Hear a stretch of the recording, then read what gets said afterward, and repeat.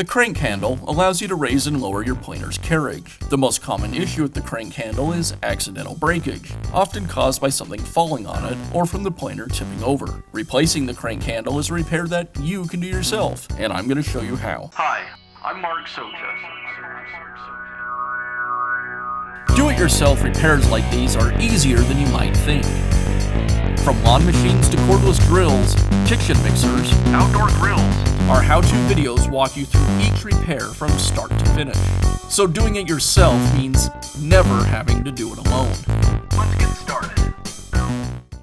I'll begin by removing the old crank handle from the planer. It's secured with a single screw. I can use the wrench that came with the planer for replacing the knives to remove it. The screw is a regular thread, so I'll turn it counterclockwise to remove it.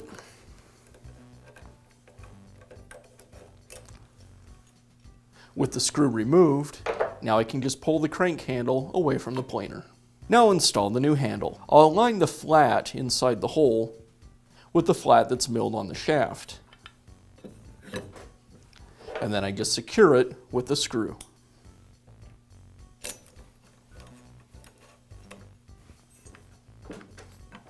And that's how simple it is to install a new crank handle on your planer. Be sure to check back often for new videos and expert advice. If you found this video helpful, give us a thumbs up And leave a comment.